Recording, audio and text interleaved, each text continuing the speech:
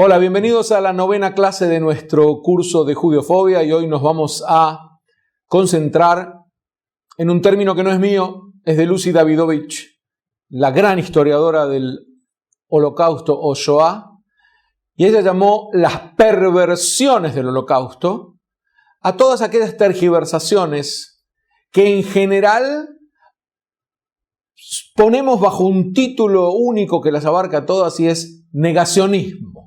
La negación del Holocausto. Pero en rigor hay muchas de ellas que no son específicamente un negacionismo, no es que dicen que no ocurrió el Holocausto, sino que lo tergiversan de maneras distintas. No me voy a centrar en qué fue la Shoah, cómo se produjo, esto es parte de un curso paralelo sobre la Shoah, pero hay algunas características que me gustaría mencionar antes de enumerar las perversiones de la Shoah. Decir que la Shoah fue el asesinato de 6 millones de judíos es minimizar lo que fue el Holocausto. Porque no se trata del asesinato. Se trata de una persecución sistemática con el objetivo de deshumanizar a las víctimas, de torturarlas gratuitamente, de infligir cuanto más sufrimiento se pudiera, mejor, que no tiene parangón en la historia humana. Por lo tanto, marcar la especificidad del Holocausto como la de la judeofobia no implica, obviamente, despreciar, subestimar otro tipo de genocidios, otro tipo de matanzas. Pero nuevamente, cuando hacemos una generalización al respecto, entendemos menos. Muchas veces, incluso en libros del Holocausto o en artículos sobre la Shoah, se saltean lo que es considerado la parte más morbosa, no entrar en detalles de torturas, y lo entiendo. Pero por otro lado, si no mostramos esos detalles, el cuadro general deja de percibirse. Irma Grese se dedicaba a arrancar sin asistencia miembros de sus víctimas, a golpear sin pausa, a regodearse en el sufrimiento. Ilse Koch se dedicaba a un zoológico de osos en el que arrojaba a las víctimas para divertirse mientras eran devoradas. Tenía una colección de pieles arrancadas a sus víctimas en despellejamientos atroces. La enumeración que podría hacer de sádicos nos llevaría una clase entera y no voy a hacerla. Si no mostramos lo que son experimentos médicos perpetrados sin anestesia contra víctimas indefensas, muchas veces niños, con el solo objeto de verlos sufrir, que no tenían nada de intención médica, si no lo mostramos, no nos damos cuenta de la unicidad de este fenómeno, de la descarga de un sadismo sin precedentes que la nación más culta de la tierra perpetró, proclamando que hasta que no eliminara al último bebé de otra nación, después de hacerlo padecer lo insufrible, no habría triunfo para su propia nación. Si no mostramos todo esto, la Shoah se entiende mucho menos. Ya lo había escrito Max Nordau en 1883. La judeofobia es el camino fácil para descargar los instintos más bajos. Y el nazismo desnudó esa verdad. Y aquí viene este capítulo que no trata de hablar de la Shoah, sino de las maneras en que la Shoah, el Holocausto, es tergiversado en una cierta ideología que es la segunda pata de esta judeofobia contemporánea. ¿A qué me refiero? Hemos recorrido una mitología. Los judíos transmisores de lepra, los judíos deicidas, los judíos sangrientos, conspiración mundial, etc. Y llegamos al siglo XX y aquí se producen los dos grandes mitos judeofóbicos del siglo XX, que siguen vigentes hoy. Uno, la historia del milenario pueblo palestino que fue sometido, socavado, despojado por una invasión de judíos que no se sabe de dónde venían. Léase la ideología antisionista, que hay un solo Estado en el mundo que no tiene derecho a la existencia. La otra, la negación del holocausto. Además de ser transmisores de lepra y todo lo demás, los judíos también son inventores de holocaustos, inventan su padecimiento. Y esta segunda pata lleva el título, decía, de negacionismo, pero en rigor abarca muchas vertientes. Menciono 7 que intentan resumir esta tergiversación, esta perversión. La primera perversión es la minimización. Bueno, sí, hubo un holocausto, sí, mataron a judíos, pero las cifras están muy infladas. O el holocausto fue, como dijo Jean-Marie Le Pen en Francia, un pequeño detalle de la Segunda Guerra Mundial, algo no muy importante. Se vuelve una y otra vez por una especie, y aquí viene la culpabilizar al judío por el holocausto, una especie de hipnolatría judía que siempre hace que destaquen lo propio. Esta minimización del holocausto es una de sus perversiones. Por supuesto, si alguien viene y dice, no, fueron 6 millones, fueron 5.800.000, no entra en esta categoría.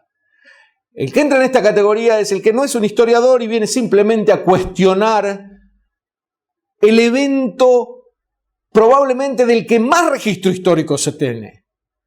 Y lo minimiza con el solo intento de llegar a nuevamente denostar, difamar al pueblo judío. Porque entendamos que quien niega el holocausto está diciendo al mismo tiempo, sin expresarlo explícitamente, que los judíos dominan todo, por eso han podido hacer infiltrar esta mentira en universidades, en gobiernos, en el mundo entero, y la única manera de haber podido hacerlo es que tengan mucho poder. Recuerden, poderosos, peligrosos, se reitera en la mentalidad del judeófobo. Y además, siempre se presentan como víctimas, nos están hablando siempre de cómo los han perseguido, cuando en rigor los judíos hablan bastante poco de cómo los han perseguido. Sus celebraciones a lo largo del calendario hebreo no son más que de alegría y de optimismo y mirar al mundo con esta visión mesiánica de que la vida vale la pena ser vivida porque llegará un momento en que todo será mucho mejor y viviremos en fraternidad. Esta visión optimista del judaísmo poco tiene que ver con esa presentación gris que hacen aquellos que sostienen cuánto los judíos se victimizan a sí mismos. Entonces, la negación del holocausto muestra al judío como mentiroso, como dominador que puede transmitir esta mentira y además como manipulador, porque toda esta información la ha impuesto en los demás. Sigamos en la enumeración de estas perversiones. Llamarlas perversiones o distorsiones es casi lo mismo, pero tomo el término perversiones simplemente porque es el que acuñó Lucy Davidovich. Otro de mis maestros en el tema, Manfred Gerstenfeld, hace una enumeración en uno de sus libros que se llama Las distorsiones, las tergiversaciones del holocausto, que no es menos apropiado. La segunda de ellas es el blanqueamiento. Se trata de eliminar a los responsables del holocausto. El holocausto pasa a ser algo así como un resultado de circunstancias. Y entonces no hay perpetradores, casi no hay culpables. Algo ya estaba presente en la banalización del mal que había elucubrado Hannah Arendt cuando reportó acerca del juicio a Eichmann en Jerusalén, en su famoso libro Eichmann en Jerusalén, o una crónica de la banalidad del mal. En realidad, yo no llamo la banalización del mal, porque en realidad quien banaliza el mal es quien informa del mal como si fuera algo banal. Eichmann pasa a ser en el libro de Arendt, un mero burócrata que sella papeles, cuando en realidad fue un monstruo moral de dimensiones que cuesta mucho digerir aún hoy. Este blanqueamiento es una distorsión.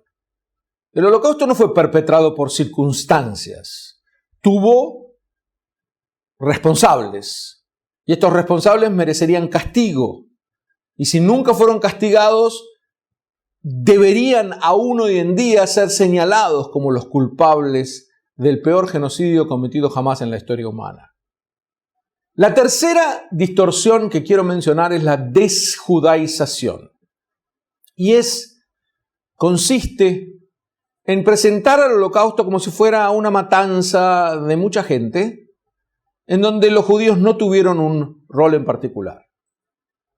Así, una película soviética, cuando Auschwitz, el principal campo de muerte, estaba en manos del gobierno polaco comunista, hablaba durante 1 hora acerca de este campo de exterminio en el cual 1,5 millones de judíos fueron asesinados, sin mencionar la palabra judíos una sola vez.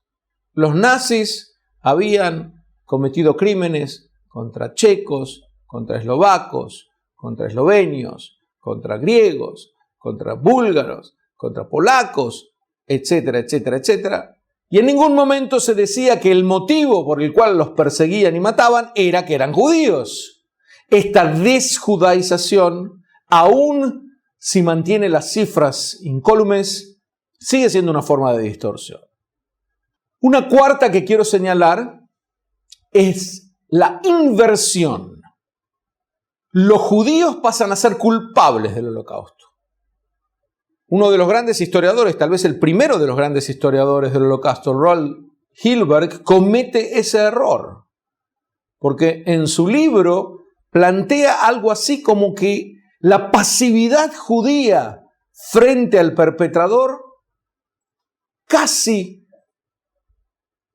justificaba que los judíos pudieran ser asesinados porque no reaccionaban frente a esta maquinaria infernal que se había colocado para matarlos.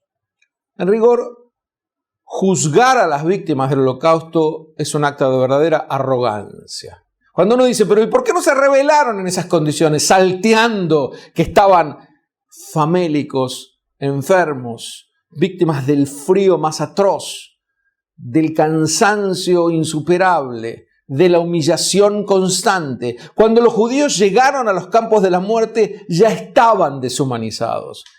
Reclamar a ellos por qué no se rebelaban es un acto de arrogancia de quien nunca pasó por un problema ni siquiera similar y se atreve a juzgar a las víctimas en vez de poner su ojo en lo que los victimarios perpetraron. Esta inversión consiste en culpar a los judíos de aquello que ocurrió.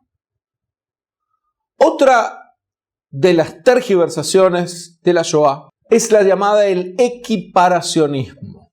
Y consiste en equiparar la Shoah con cualquier otra matanza, casi con cualquier otra matanza. Sobre todo se ha hecho bastante popular en las últimas décadas con las matanzas estalinistas o maoístas del mundo comunista en su conjunto. Pero aquí hay un plan sistemático para exterminar hasta el último bebé de una nación, la nación judía. Y esto no se puede soslayar. Compararlo con genocidios de otra naturaleza que responden a circunstancias políticas es también saltear la gratuidad que caracterizaba el Holocausto. Había que matar a los judíos porque con ellos se podía volcar todos los impulsos sádicos sin ninguna constricción moral. Había una ideología milenaria que sostenía esta judiofobia que permitió el Holocausto.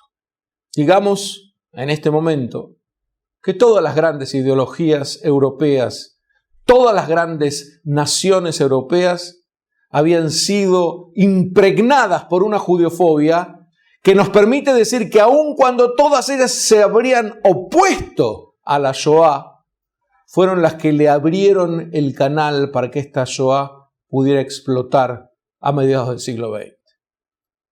Las dos últimas distorsiones que quiero mencionar son la banalización y la supresión. La banalización consiste no en decir que las cifras fueron abultadas, sino que en toda guerra hay holocaustos.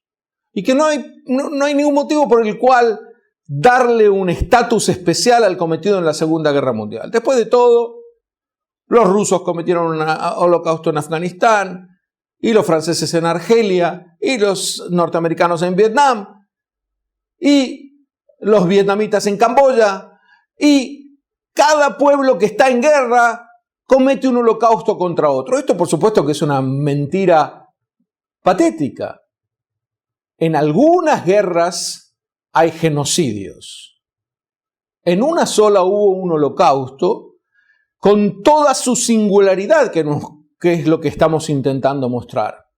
Una matanza sistemática, organizada, gratuita, que tiene como objetivo infligir el mayor sufrimiento posible a la víctima, aun cuando estuviera en sus últimas etapas de agonizante, de débil, que ya no podía ni reaccionar. Había que hacerlo sufrir una y otra vez más. En el libro Los verdugos voluntarios de Hitler, de Daniel Jonah Goldhagen, se dan muchos ejemplos al respecto. Entonces, la banalización consiste en decir, bueno, esto es oficio de todos los días cuando hay guerras. El holocausto no es nada especial. Es un aspecto más de lo que hay que asumir como una consecuencia natural de cualquier guerra. Esto es una mentira y tiene como objetivo nuevamente tergiversar lo que el holocausto fue. La séptima y última de las distorsiones que quiero mencionar es la llamada supresión, que consiste en arremeter contra el judío cuando quiere honrar la víctima del holocausto. Decir que cualquier intento por rendir homenaje a la memoria de los 6 millones de martirizados, cualquier intento de este tipo, es una manipulación que busca simplemente compensaciones económicas o generar la culpa en el mundo no judío, u otra vez mostrar esta victimización a la que los judíos son proclives una y otra vez, o la paranoia judía que los erige como perseguidos en toda circunstancia. Cualquiera sea la motivación del que suprime, quiere suprimir la memoria de las víctimas de la Shoah y generar en el judío una especie de culpa cuando trata de rendir homenaje. Habrán visto tal vez muchas ocasiones en las que el relativizador de turno, en el momento en que el judío quiere rendir homenaje a sus 6 millones de muertos, viene y dice, ¿pero por qué solamente a los judíos? ¿Por qué no hacemos un homenaje general a todas las víctimas de la Segunda Guerra Mundial, o a todas las víctimas de genocidios, o a todas las víctimas de algo? Pero aquí estamos frente a un suceso único. Estos 6 millones merecen un homenaje separado porque lo que les ocurrió fue un evento singularmente separable. Por lo tanto, mezclarlo con cualquier tipo de muerte termina haciendo del holocausto, bueno, un dolor más de los muchos dolores que padece la humanidad una y otra vez, no importa su dimensión, no importa su unicidad. Reitero estas 7 tergiversaciones e inmediatamente pasaré a una explicación global de ellas. La minimización, el blanqueamiento, la desjudaización, la inversión, el equiparacionismo, la banalización y la supresión. A todas ellas las englobamos dentro del término negacionismo, negación del holocausto, por una cuestión de comodidad, pero no necesariamente caen siempre en esta categoría de negar que el holocausto existió alguna vez. Todavía hay algunos voceros del negacionismo duro que sostiene que nunca mataron a judíos en la Segunda Guerra Mundial, pero son los menos. Ahora bien, antes de continuar esta explicación, me gustaría explicar por qué hay 2 categorías que no incluyo en perversiones, porque en rigor las trascienden. Una es la justificación del holocausto. Aquellos que vienen a decir, Los judíos se merecían lo que les ocurrió. Hace poco lo dijo en un discurso nada menos que el presidente de la Autoridad Palestina, Mahmoud Abbas. La conducta antisocial de los judíos en Europa los hizo acreedores legítimos de una matanza de 6 millones. En Canadá, en 2009, hubo un juicio bastante aleccionador al respecto, y me permito leer los argumentos del acusado, que había dicho públicamente: una enfermedad va a dominarnos. Los judíos eran dueños de casi toda Alemania, por lo que Hitler ascendió para asegurarse de que no se apoderaran de Europa. Por eso hizo freír a 6 millones de estos tipos para que no controlen el mundo. Este fue un juicio bastante conocido en Canadá, que fue perdido. El juez finalmente se inclinó por la libertad de expresión y dijo que si bien lo que había aseverado el acusado era tétrico, no podía coartarse su libertad de expresión. Por supuesto, aquí hay lugar para la diferencia de opiniones. Yo creo profundamente que acá no hay opinión en la promoción del Holocausto. ¿Podría llegar a admitirse que alguien que cometa alguna de las tergiversaciones mencionadas antes tiene libertad para expresarlas? Pero creo que esto no cabe cuando se está hablando de la justificación del Holocausto, porque esto es una apología de la violencia. Pero saben que hay jueces que en estos casos son excesivamente libres, tanto que no se dan cuenta de reconocer el mal que debe ser penado para evitar que siga propagándose en una sociedad. Hay muchos casos de estas justificaciones que a veces vienen agravados por la otra categoría que menciono fuera de las tergiversaciones y que se llama la promoción del Holocausto. Aquellos que dicen, habría que matar a todos los judíos. Esta es de una seriedad aún más grave, pero hay jueces que aún así están dispuestos a decir que la libertad de opinión debería proteger a quien dice semejantes incitaciones a la violencia. Justificación y promoción muchas veces vienen juntas, pero lo que las caracteriza es que no entran en la lista previa de negacionismo del Holocausto, porque ambas sostienen que el Holocausto se produjo en toda su dimensión, que no está exagerado, pero que así deberían ser las cosas. Me gustaría darles 2 ejemplos que ocurrieron en 2013 al respecto. Uno es el que se produjo en la Universidad Autónoma de México cuando la arquitecta uruguaya Raquel Rodríguez dijo lo siguiente: si lo de las cámaras de gas fuera cierto, ya se tendría la suerte de que no hubiera judíos en el planeta. Aquí hay una combinación un poco curiosa de negacionismo con promoción. No ocurrió porque el poder judío mundial miente al respecto, lo dice en otro de sus párrafos, pero debería haber ocurrido porque así tendríamos la suerte de que los judíos no existieran más. Esto fue pronunciado en una universidad y nadie se puso de pie, no solamente para refutar, sino para reprimir semejante incitación a la violencia. El otro caso que quiero mencionar me gustaría que lo vean junto conmigo. Es un caso emblemático. A mi juicio nos puede enseñar mucho sobre la educación acerca de la judeofobia. Dus ik moest mijn nieuwsgierigheid nog bedwingen tot 6:15. Van papa en mama heb ik een blauw blouseje gekregen. En, mogen we heel even stoppen? Ja. Om gewoon even met elkaar even hierover te praten. Benjamin, weet je wie Anne Frank is? Ja, een meisje die de oorlog heeft meegemaakt, de Tweede Wereldoorlog. Ja, en? En ze is Joods. En? Wat is gebeurd met haar? Ze is vermoord. Door wie? Nee, ze is niet vermoord. Wat dan? 3 dagen later was Wereldoorlog, Tweede Wereldoorlog afgelopen. Ja. 3 dagen later stierf ze door tyfus. Aan de ene kant wat Hitler met de Joden heeft gedaan, zeg maar, ben ik wel mee tevreden. Ja? Moet ik eerlijk zeggen. Ja. Mee tevreden? Ja. Nee, ik ook eigenlijk. Ja? Eerlijk gezegd ben ik daar... Wat Hitler zei ooit, hij had gezegd, ooit een dag gaat komen dat jullie mij gelijk gaan geven dat ik al die Joden heb vermoord. Ja, en die dag gaat komen. Maar hoezo gelijk geven dat hij heel Tuurlijk. veel kinderen en vrouwen... Ja, dus? Die- Zijn wel Joods. Die haat voor Joden is gewoon zeg maar door. Omdat ze gewoon onschuldig zomaar gewoon iemands land proberen af te pakken bij Gaza. En maken ze ook heel veel mensen dood. Ja, dus daarom haat je Joden. Ja, Dus dat vind daarom. ik niet kunnen. Dus jij vindt ook terecht dat Hitler miljoenen Joden afgemaakt heeft? Nu worden ook miljoenen Palestijnen. Nee, dat kan je Palestijnen. niet zeggen, miljoenen Palestijnen. Ja, dat Van wie is- krijgen jullie dat mee? Eén vraag, had u zelf Jood of niet? Nee, Vindt u het goed Absoluut. wat ze nu doen? natuurlijk.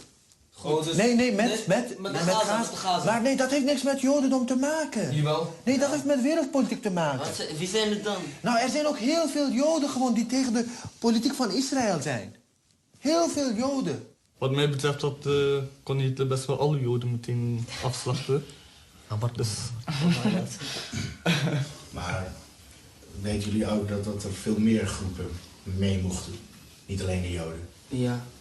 De zigeuners ook volgens mij. Ja. Ja. Mensen met een, mensen Ja, dat mensen met vond een ik wel. afwijkend uiterlijk. Ja, Het was dat er inderdaad. weinig moslims toen woonden in Europa, maar... Maar dat vind ik ook dan weer, zeg maar, wel slecht. Hoeveel Joodse vrienden heb jij? Ken je een Jood in je leven? nee. Nou, hoe kan je dan zoiets zeggen? Zonder iemand ooit gekend te hebben. Hoe kan je dan Joden zoiets- hoef je niet te kennen om iets over hen te zeggen. Snap je? Zeg maar... Het is toch vrijheid van meningsuiting? Ja, het is vrijheid van meningsuiting. Ik ben ook voor een vrije meningsuiting. Maar ik ben echt erg geïnteresseerd hoe je zo'n idee gevormd hebt. Op basis waarvan? Op alleen maar internet? Ook, Nee, ja, ook gewoon, of van de moskeeën? Of van ja, gewoon tussen vrienden ook, met vrienden. vooral islamitische vrienden? Ja, vooral islamitische Nou, ik heb ook een Nederlands... Dus jullie hebben gewoon zulke gesprekken onderling? En je hebt ook Nederlandse vrienden met ja, wie je gewoon die niet zo ook praat? niet Joden mogen. Ja? Ja. Ja, omdat Ik heb ze... zoveel Nederlandse vrienden die geen Joden Ja. mogen. Waarom? Ze gebruiken En heel zelfs onze Joden. school, heel onze school mag geen Jood. Kom maar meer naar onze school, ik meen het. Ook autochtone Nederlanders? Ja. Dus jullie schelden elkaar als Joods, of? Ja. Ja, Joden is bij ons school is wel een scheldwoord. Ja. Ja, Eigenlijk overal, man. Mag ik dat het zo hebben ze nu zeggen? eigenlijk uitgeleid tot schande. Waarom Joods bij ons scheldwoord is? Kijk, bijvoorbeeld, als je iemand uitscheldt, wil je hem het slechtste wensen, toch? Bijvoorbeeld kanker. Mensen schelden met kanker omdat je hem het slechtste wil wensen. Dus dat is ook met Joods. Joods is voor ons slechts, snap je? Daarom schelden wij ons slechts uit. En dat is Joods. Joods is, ja, wij vinden Joods slecht. Snap je? Ja. Extreem. Hitler heeft baby's van 6 maanden, 2 maanden, van Als een Joods maand zijn, aan. vind ik het goed. Hoe kan je nou zoiets zeggen, Beetje, hoe kan je nou zoiets zeggen? Ik ben echt geschrokken van jou. Dus jullie hebben gewoon begrip dat Hitler gewoon onschuldige mensen ter plekke doodgeschoten heeft. Als het Joden zijn, ja. oké. Ja, als Joden zijn. Ja, maar je weet toch niet of ze schuldig zijn? Nee, Hitler zei heel duidelijk dat ze gewoon niet pasten bij Arische ras. Dus dat was eigenlijk hun schuld. Was omdat ze niet behoorden tot Arische Waarom zou ras. zomaar Hitler Joden haten dan? Hij heeft vast wel een reden voor. Hij gaat toch niet zomaar een Jood doden? Dus jullie zijn een beetje extreemrechtse jongens. Turkse extreemrechtse jongens. Ik heb ook nog... Jongen, zielige jongetjes, man. Ik haat Joden, klaar. Oh. Die gedachte kan je niet van me weghalen. Nee, ik ga het weghalen bij jou. Ja, maar ik... Nee, wel. Het gaat mij lukken. Het gaat mij echt lukken. Over Alleen een weet je gewoon, jaar. hè, fijn lukken. Ik denk ken dat, die boek al. ik gaat denk niet dat lukken. jullie over een jaar Het gaat niet heel lukken. anders gaan denken. Nee, het gaat echt niet lukken. Ik ken die boeken. Je gaat Ik heb tijd ook in op ons basisschool een paar Je gaat stukjes tijd in van ons gelezen. investeren voor helemaal niks. Nee, het gaat mij echt lukken. Nee. Nee? Dus kom, ik leg 50 euro op tafel. Ja. Ik doe de wedden met jou. 50 euro. 50 euro. Lukt je niet. Ja. Iedereen zet 50 euro. Nee, ons dan. Oké, 50 euro. Ik ook. Ik ook. 50. Esta película es estremecedora por varios motivos. Aquí vemos a un profesor que reúne a un grupo de adolescentes en Holanda porque quiere demostrar que en realidad en Holanda, el país de Ana Frank, el caso de Ana Frank es poco conocido. Y con esa buena intención abre el planteamiento acerca de quién fue Ana Frank. Una vez que levantó la tapa de la olla se encuentra con lo que nunca había previsto. Estos estudiantes, adolescentes, muy simpáticos, muy calmos, Al principio no saben quién es Ana Frank, después dan algunos datos incorrectos acerca de ella, pero lo fundamental que dicen es que están de acuerdo con los nazis, que se debe justificar la matanza atroz de los judíos porque los judíos son mala gente. Cuando el profesor escucha eso, empieza a tratar de revertir la situación y no lo logra. Pero aquí viene el punto fundamental.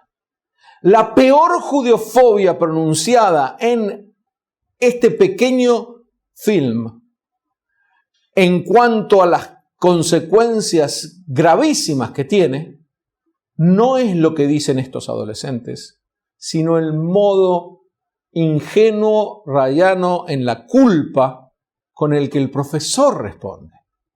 Porque hay un momento determinado en donde él dice, pero ¿cómo pueden decir semejante cosa? ¿Qué justificaría la matanza de 6 millones de judíos? Los estudiantes admiten que ellos nunca conocieron judíos, pero que no necesitan conocerlos para odiarlos y que este odio es absolutamente irreversible y que están dispuestos a apostar que nunca cambiarían su odio por los judíos. Que en la escuela en donde ellos van, todos odian a los judíos y que la muestra de que son despreciables y merecen el holocausto es el accionar del Estado de Israel en Gaza. Es decir, la lógica sigue siendo impecable. Un conflicto político en Gaza que deja algunos muertos, y no entremos a juzgar ni a analizarlo en estos momentos, ese conflicto político justifica que los hayan matado de a 6 millones y torturado aún a niños 50 años antes. Cuando el profesor escucha esto, responde, y aquí viene el kit de todos los errores en la judeofobia. Responde, pero no todos los judíos apoyan esas acciones en Gaza. Es decir, que aquel judío o no judío que sí está de acuerdo en que el terrorismo de Gaza debía ser reprimido, o planteémoslo como uno quiera, ese sí merece Auschwitz. Que alguna postura ideológica o política de un grupo de judíos merecería que los maten torturados en un campo de la muerte. Eso es lo que da a entender. Y entonces pone otra vez a los judíos en el banquillo de los acusados y los jóvenes sienten que pueden seguir discutiendo porque él dice no todos lo apoyan y bueno, hay que empezar a analizar cuántos sí lo apoyan y cuántos no. El análisis de esta película, a mi juicio, sería muy aleccionador en cuanto a la educación referida a la Shoah, de la que hablaremos en nuestra próxima clase. Ahora, retomemos nuestro tema. Habrán notado que yo utilizo el término negacionismo y me niego a usar el término revisionismo, que es el que se dan a sí mismos los negacionistas. Quisiera detenerme en por qué esta cuestión semántica es tan importante. En cualquier narración histórica hay 3 estratos: los hechos, el análisis de los hechos y su interpretación. Los hechos son eventos empíricamente demostrables. El análisis de estos hechos es la descripción de su naturaleza resolviéndola en partes. Y finalmente la interpretación es el intento de darles un significado general. Los hechos son objetivos, el análisis un poco menos y la interpretación menos aún.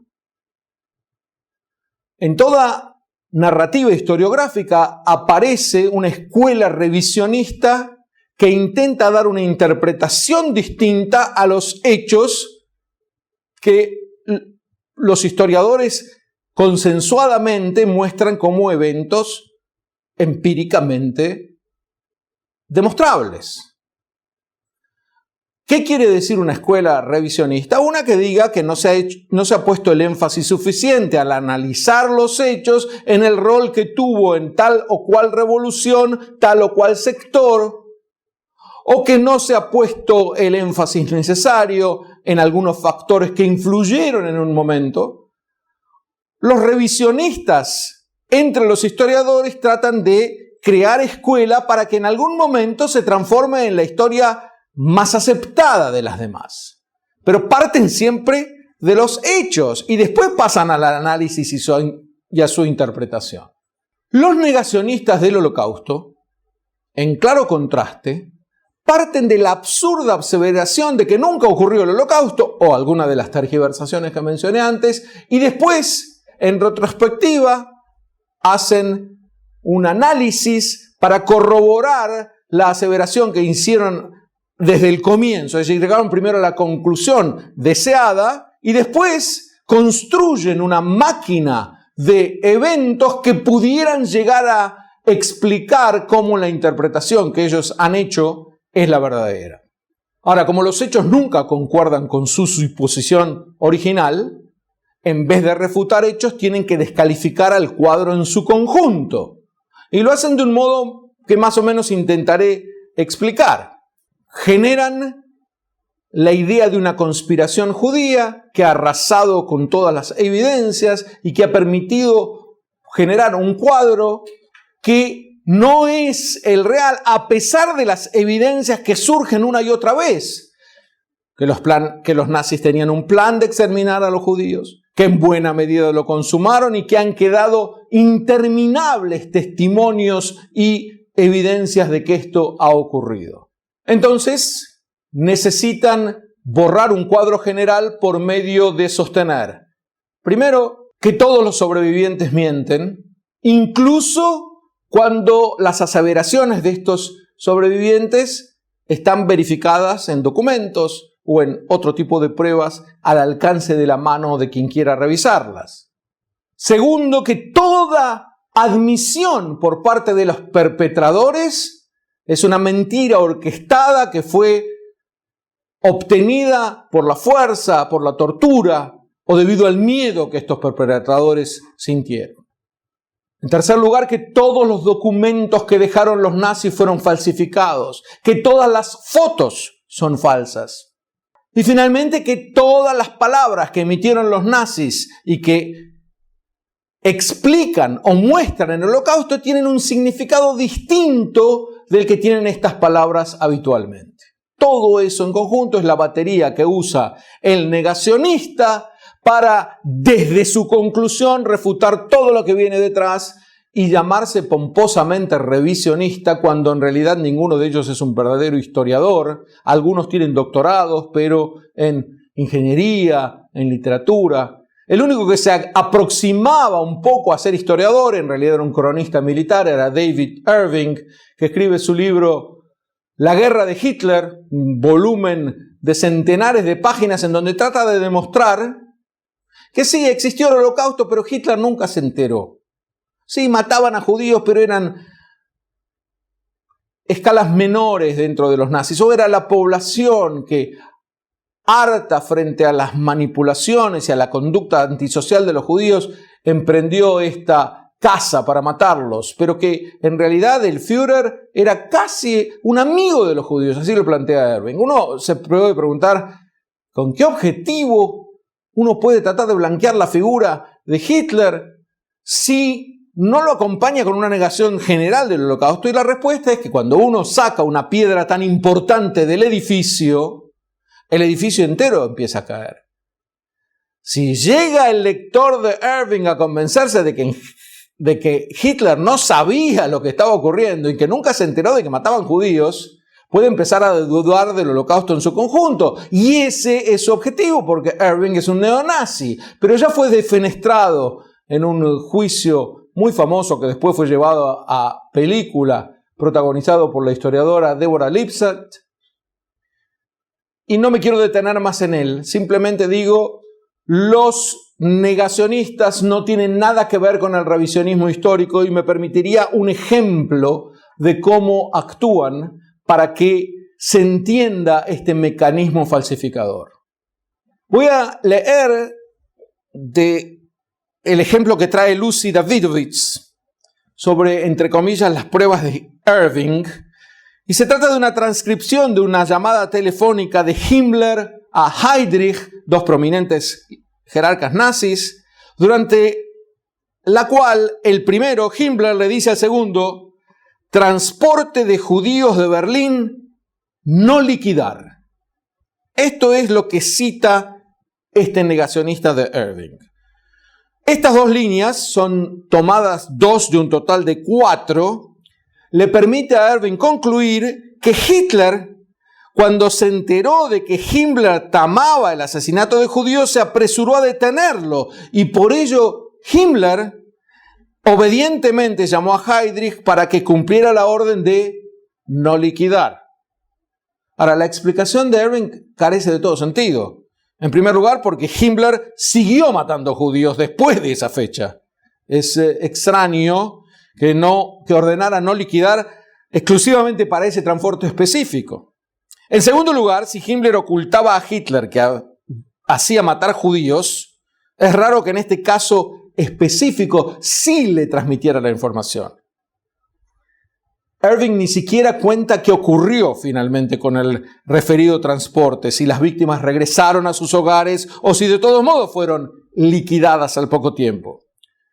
Todas las preguntas antedichas son fácilmente respondidas si se leen los 2 primeros renglones de esta transcripción y que Irving salteó maliciosamente. En realidad el mensaje completo decía así: arreste al doctor Hekelius, probablemente es el hijo de Molotov, transporte de judíos de Berlín, no liquidar. Es decir, que Irving toma 2 líneas, pero con las 4 el panorama es claro. Himmler llama a Heydrich para decirle que uno de los prisioneros en este transporte podía ser el hijo de un diplomático ruso al que querían tener probablemente como prisionero para que fuera moneda de cambio, y pide que a él no lo liquiden. Esta es la manera en que los negacionistas tergiversan toda la documentación para probar, para mostrar lo imposible. Y es que uno de los eventos que tiene más testimonios en la historiografía mundial no existió. ¿Cuál es el objetivo del negacionista? Nunca es demostrar que el holocausto no existió, porque eso sería demasiado ambicioso.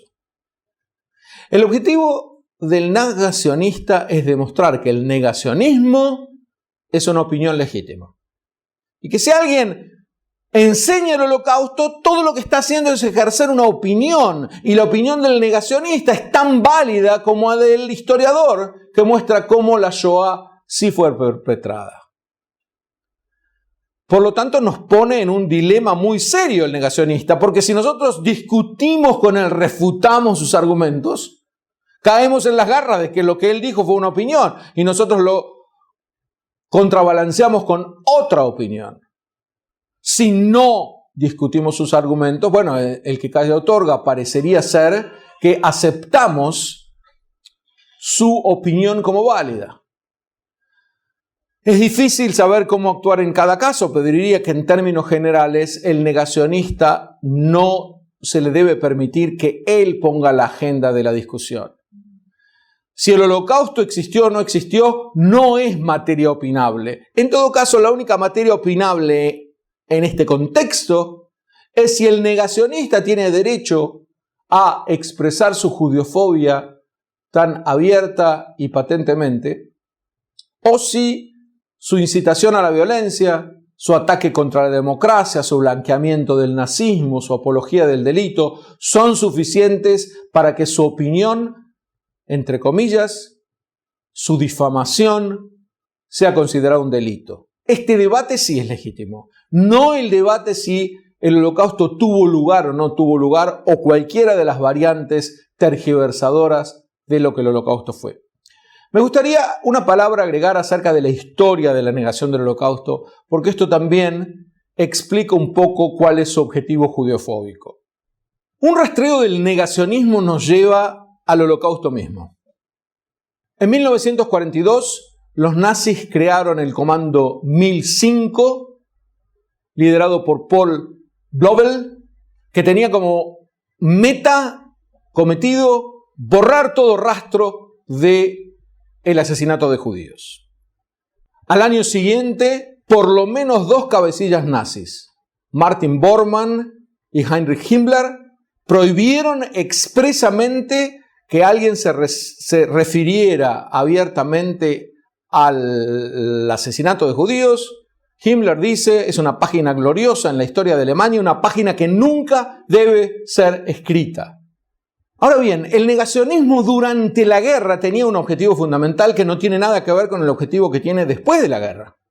Durante la guerra, el objetivo de los negacionistas, ¿cuál era? Bajar las defensas de las víctimas. Cuanto menos se enteraran los judíos en cualquier aldea o en cualquier área europea de que había un plan sistemático para exterminarlos, cuanto más ignoraran ese plan, menos defensas iban a anteponer ante él. Y entonces, la idea de poder perpetrar este crimen monstruoso necesitaba que la víctima no tuviera defensas altas, y mentir al respecto podía permitirles perpetrar el crimen con mayor facilidad. Fue Eichmann el que acuñó para Auschwitz este cartel, entre comillas, de bienvenida que dice Arbeit macht frei, el trabajo libera. Que hasta último momento llegaran las víctimas y entraran a Auschwitz sintiendo que, bueno, me van a hacer trabajar duro aquí, pero no hay un plan de matarme, y entonces podían entrar y ser muertas, asesinadas con mayor facilidad. Este era el objetivo del negacionismo durante la guerra. Los primeros negacionistas, una vez que terminó la guerra, provinieron de la extrema derecha y de la extrema izquierda respectivamente.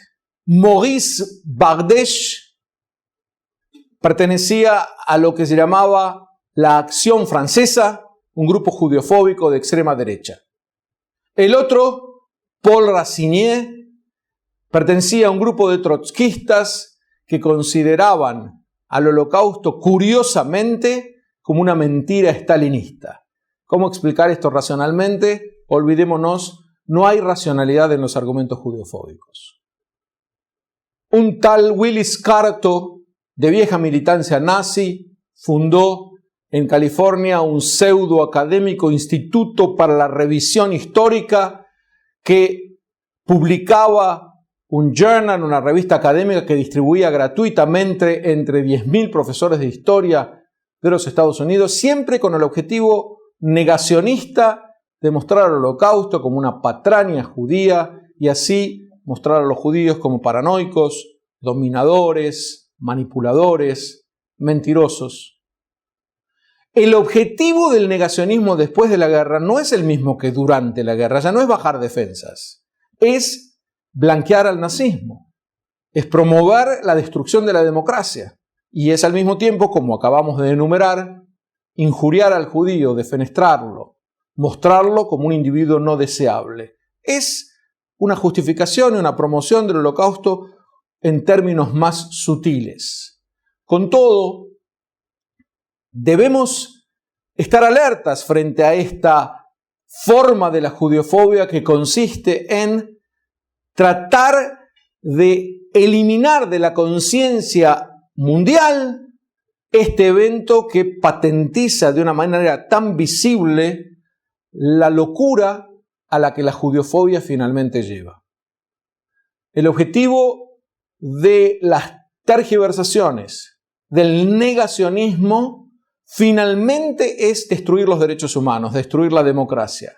Ataca al judío por medio de demonizarlo una vez más y de presentarlo como un grupo poderoso y peligroso. Y en eso es una corriente más de la judeofobia que comparte con las que hemos visto hasta ahora más o menos objetivos y más o menos los mismos métodos. Me gustaría hacer muchas reflexiones acerca de la judeofobia, tratar de enumerar las escuelas que intentan explicar por qué existe el fenómeno y los invito a nuestra última clase, la 10ª de ellas, en la que nos dedicaremos a reflexionar y sacar conclusiones sobre este fenómeno.